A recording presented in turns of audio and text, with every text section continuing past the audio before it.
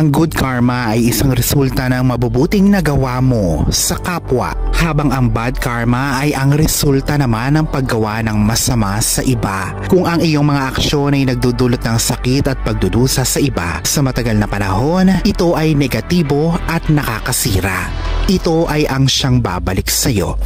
Ngunit kung ang ginagawa mo sa iba ay nagdudulot ng kaligayahan, ito ay kinukonsidera na mabuti at nakakatulong, ito ay maganda naman ang balik sa iyo. Ang astrolohiya ay may sinasabing paraan kung papaano mo dapat makamtan ng good karma base sa zodiac sign na mayroon ka. Paano ba umakit ng good karma base sa iyong zodiac sign? Narito ang mga dapat mong gawin. Kung ngayon ka pa lang sa channel na ito, huwag kalimutang i-like at i-share ang video na ito. Mag-subscribe ka na din. I-click ang bell at all para lagi kang updated sa mga pinakabago kong mga pampaswerte videos.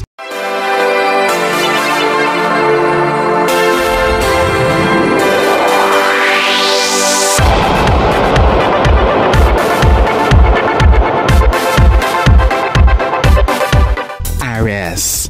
Ang mga Aries ay umaakit ng good karma sa pamamagitan ng pagkakaroon ng malakas na loob sa pagkilos upang tulungan ang iba nang walang hinihinging kapalit. Ang kanilang kusang loob na ipaglaban ang kung ano ang tama at mamuno ng may integridad ay kadalasang nagdadala ng mga positibong resulta at mga biyaya. Taurus. Para naman sa mga Taurus, sila ay umaakit ng good karma sa pamamagitan ng pagiging mapagbigay at masasandalan. Ang kanilang kusang loob na pagbabahagi ng kanilang mga resources at suporta sa mga mahal sa buhay. Sa mga panahon ng pangangailangan ay lumilikha ng isang ripple effect ng positibong enerhiya at kasaganahan sa kanilang mga buhay. Gemini. Ang mga Gemini ay umaakit ng good karma sa pamamagitan ng pagpapakalat ng kapositibuhan at kabutihan sa pamamagitan ng kanilang mga salita at aksyon. Ang kanilang abilidad na kumonekta sa iba sa mas malalim na level at magbigay ng mga salitang nagpapalakas ng loob at suporta ay kadalasang nauuwi sa mga paborableng mga resulta at mga makahulugang koneksyon. Cancer. Ang mga Cancer naman ay nakakatamo ng good karma sa pamamagitan ng pag-aaruga at pagmamalasakit sa mga taong nasa paligid nila ng may pagmamahal at empatiya.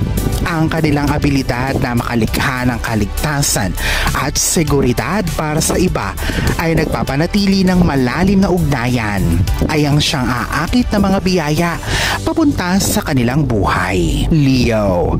Ang mga Leo naman ay umaakit ng good karma sa pamamagitan ng pagbabahagi nila ng kanilang pagkamalikhain at pagmamahal sa mundo. Ang kanilang abilidad na makapagbigay inspirasyon sa iba at mamuno ng may halimbawa ng kumpiyansa at pagiging mapagbigay o generosity ay kadalasang nauuwi sa pagkilala, tagumpay at mga positibong oportunidad. Virgo. Ang mga Virgo naman ay umaakit ng good karma sa pamamagitan ng paglilingkod sa iba ng may kababaang loob at atensyon sa mga detalye. Ang kanilang kusang loob na pagtulong at pag-aalok ng mga praktikal na suporta ay kadalasang nagre-resulta ng maganda at nagdadala ng mga biyaya sa kanilang mga sariling buhay. Libra. Ang mga Libra ay makakaakit ng good karma sa pamamagitan ng pagiging balanse at patas sa kanilang mga interaksyon sa iba. Ang kanilang commitment sa hustisya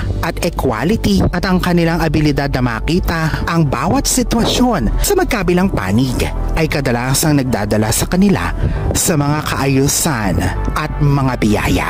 Scorpio.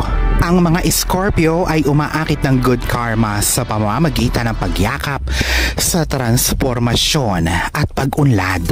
Ang kanilang kusang loob na harapin ang kanilang mga takot ay ginagawa silang mas malakas at mas matibay. Kadalasang dinadala sila sa malalim na espiritual na gabay at positibong karma. Sagittarius. Ang mga Sagittarius naman ay umaakit ng good karma sa pamamagitan ng paghahanap ng katotohanan at karunungan sa pamamagitan ng eksplorasyon at pakikipagsapalaran, ang kanilang pagiging bukas sa mga bagong karanasan at kultura, at ang kanilang pagiging willing na ibahagi ang kanilang kaalaman at gabay ay ang siyang nagdadala sa kanila ng mga positibong koneksyon at mga blessing. Capricorn.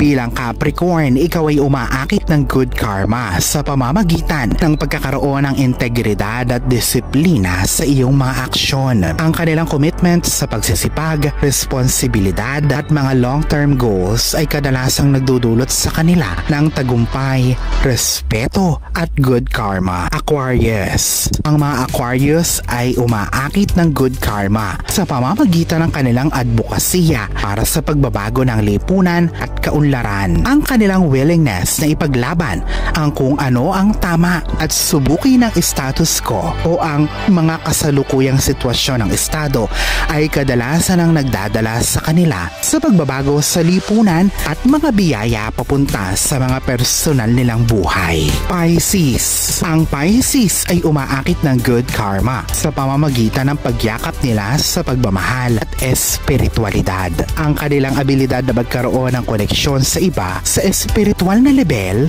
at ang kanilang pagbibigay ng pagmamahal at suporta na walang kondisyon at kadalasang nagbibigay sa kanila ng paghilom, mga milagro at mga biyaya.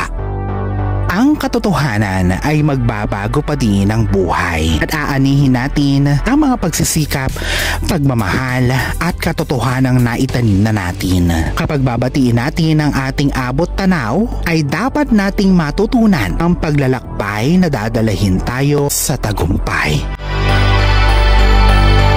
Alalahanin na sa poong may kapal pa din, nagmumula ang lahat ng pagpapala, ang kasipagan at ang kabutihan sa ating kapwa kasabay ng buo mong pananalig sa may kapal.